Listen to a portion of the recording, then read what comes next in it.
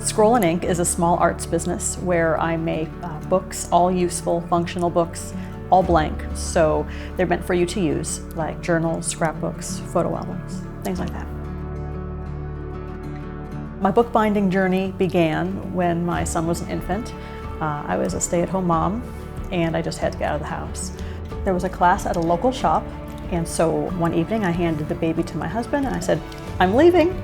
And I went and spent 3 hours with a group of women folding and cutting paper. I was completely hooked. I've been making books ever since. At the end of elementary school for my son, I wanted to do something for me that I would enjoy. So I started a bookbinding business. I love to make something completely from scratch, all the way through, from the design process all the way to completion with my hands. That's very rewarding. And then also it's rewarding when someone's purchased something from me and then they get back to me and say that they're really pleased with it. I really enjoy getting that feedback.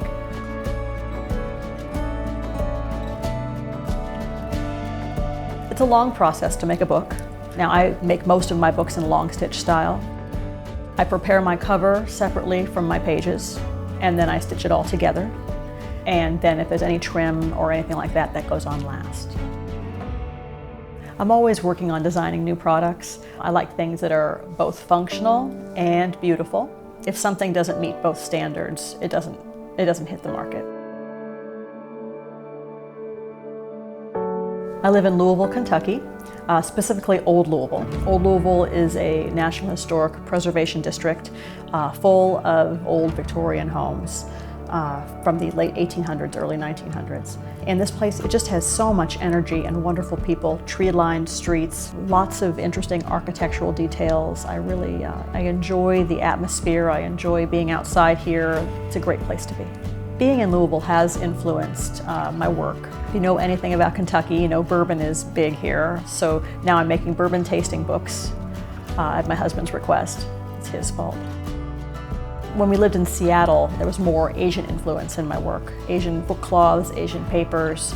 But since moving to Louisville, I've gone more to leather, sometimes even rustic leathers. It just seems to fit the area. As with every craftsperson, my studio has evolved over time. 22 years ago when I first started out, my studio was my work table against a wall. And then I took over a second wall, and then I took over the whole room plus the closet. But even then, that was just a small bedroom in a suburban house.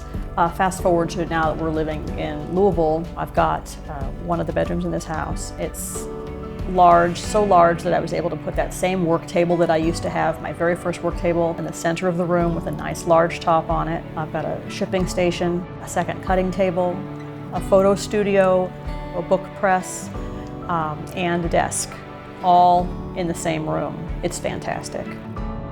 Do I consider myself an artist? Yes, sometimes I'm an artist. Sometimes I'm a craftsperson, but I'm always a maker.